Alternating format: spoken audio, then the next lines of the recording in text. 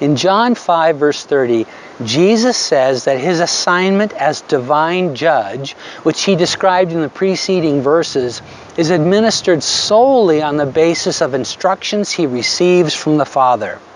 And in that context, he makes this incredible statement: I can of myself do nothing. Now, of course, as God incarnate, Jesus possessed everything required: authority, power, wisdom, knowledge, to do anything. But he makes clear that in his role as our Redeemer, he specifically and purposefully chose not to act independent of the Father.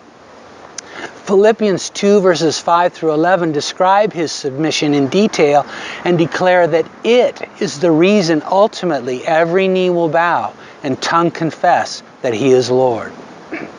So Jesus' words here in John 5:30 are extremely significant, and I think that's especially true of the last half of the verse, where he says that because he seeks the will of the Father and not his own, his judgment is righteous. Now that forces me to consider how I judge other people. All day, every day, I pass judgment on those I hear, see, meet, and interact with. I can't help it, and neither can you. We are instinctively wired to evaluate others on the fly. Have you ever heard a stranger's voice on a podcast, radio show, or phone call and determined what their appearance, personality, and motivation must be like, even though you've never met them? We all do that. It's a human trait that I suppose is a form of self-protection, but I'll bet you've noticed it's almost never accurate. The prejudgments I make of people almost always turn out to be wrong once I actually get to know them.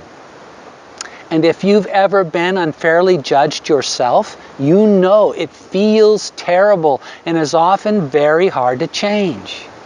I once rented a home from a guy who, for some reason, just decided he didn't like me.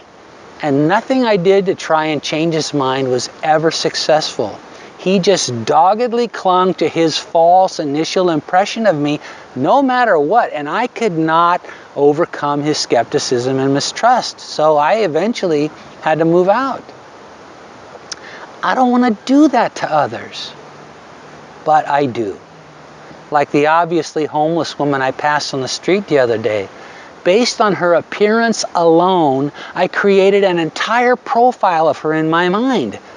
A pretty negative one, I must add. How unfair was that? And a few minutes later, when I realized what I'd done, I had to confess my sin to God and repent of it. So I'd like to discover a better, more righteous way to handle this aspect of life. And as always, Jesus points the way. He said, the key to righteous judgment is seeking God's will, not my own. In other words, if I will simply start choosing to see others through the lens of His desires for them instead of through my own fears and prejudices, my perspective will become more like His. I want to do that. Don't you? And what a better world this would be if everyone did.